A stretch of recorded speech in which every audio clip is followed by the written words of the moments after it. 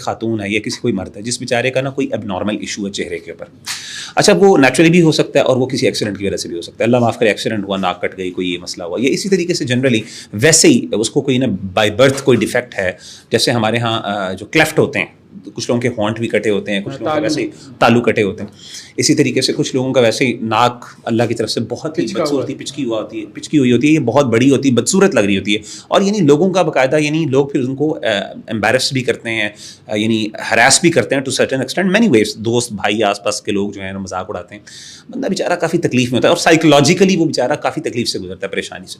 تو اب سوال یہ پیدا ہوتا ہے, لیٹس اسٹارٹ فرام دیئر, کہ آپ کے خیال میں شرعی طور پہ کیا اس طرح کے حوالے سے کیا ہمارے پاس کوئی گنجائش ملتی ہے جس کے اندر ہم یہ ساری چیزیں, اگر ہمارے پاس آپشن ہو کاسمیٹک سرجری کی یا کسی طریقے سے اور بھی سرجری نہ بھی کاسمیٹک ہو, ٹو سرٹن ایکسٹینٹ ان چیزوں کو, ان ڈیفیکٹس کو ہم دور کر سکیں؟ دیکھیے اس میں نا ہمارے یہاں جو ٹریڈیشنل آپ کہہ لیں کہ جو علماء ہیں ان میں فقہا جنہیں ہم کہتے ہیں جورس, ان میں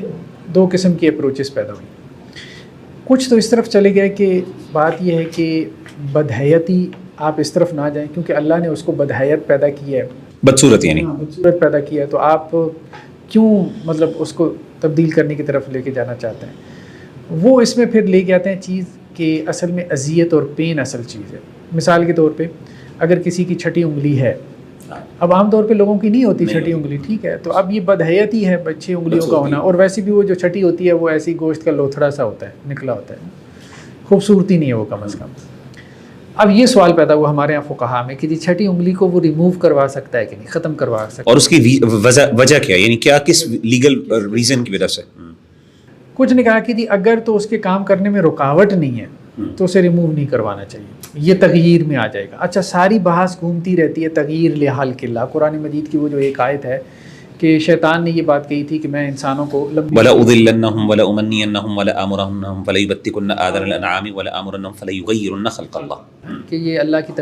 جو تخلیق ہے اس میں تبدیلی کریں گے. تو اللہ کی تخلیق سے مراد جس حیت پہ اللہ نے انسان کو پیدا کیا. تو اب وہ یہ اسٹینڈ لیتے ہیں جی اللہ نے اس کو بدصورت پیدا کیا ہے تو ٹھیک ہے, اس کو قبول کرنا چاہیے, ایکسیپٹ کرنا چاہیے, صبر کرنا چاہیے.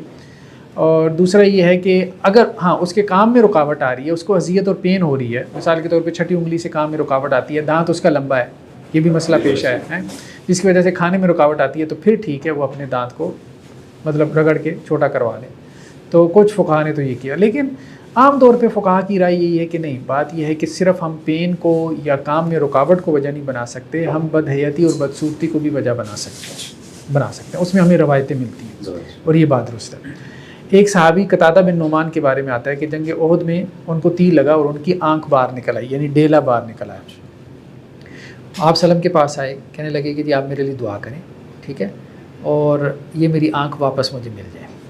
تو آپ سلم فرمایا کہ دیکھو صبر کرو تو تمہارے لیے جنت ہے. کہنے لگے کہ بات یہ آپ تو 2 دعائیں کریں جنت بھی ملے اور یہ بھی, اور میں ایک عورت کو پسند کرتا ہوں, تو اگر تو میری یہ آنکھ جو ہے یہ ڈیلا اندر نہ گیا واپس اسی طرح سے جیسے پہلے تھا, تو مجھے یہ اندیشہ ہے کہ وہ مجھ سے شادی سے انکار کر دے گی. بڑا ویلڈ ریزن ہے. اب انہیں اس کے ساتھ اٹیچمنٹ تھی, تعلق تھا, تو آپ صلی اللہ علیہ وسلم نے پھر ان کی وہ جو ڈیلا جو تھا وہ اس کی جگہ پہ رکھ کے ان کے لیے دعا کی اور وہ صحیح بھی ہو گیا.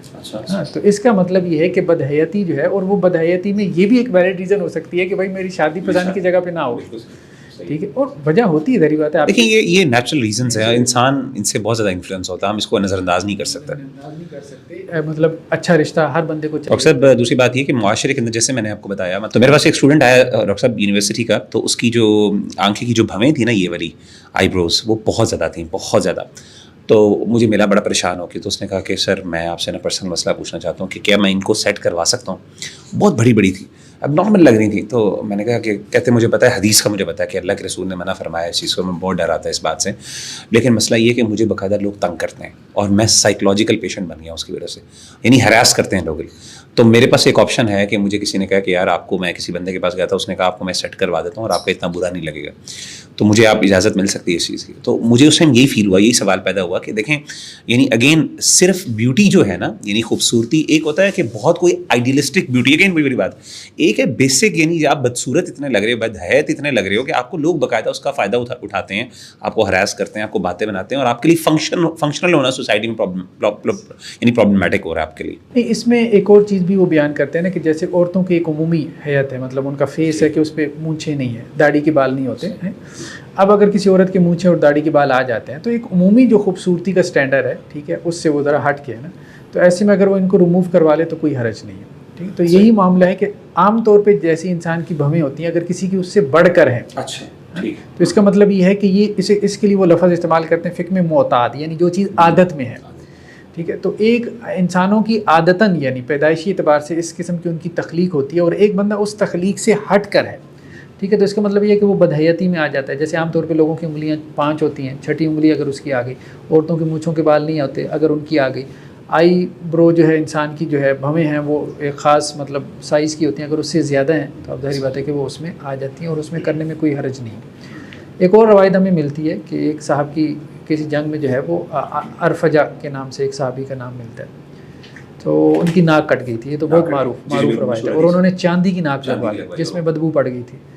پھر آپ صلی اللہ علیہ وسلم نے ان کو مشورہ دیا تھا کہ سونے کی ناک لگوا لو, حالانکہ سونا ویسے پہننا حرام ہے مرد کے لیے, لیکن یہاں پہ ہے کہ اب ان کی ایک مطلب اس کو دور کرنے کے لیے, عیب کو دور کرنے کے لیے, تو اس میں کوئی حرج نہیں ہے کہ اگر آپ کے جسم میں کوئی عیب ہے اس کو دور کرنے کے لیے اگر آپ کوئی کاسمیٹک سرجری کی طرف جاتے ہیں, پلاسٹک سرجری کی طرف جاتے ہیں, تو اس میں کوئی حرج کی بات نہیں.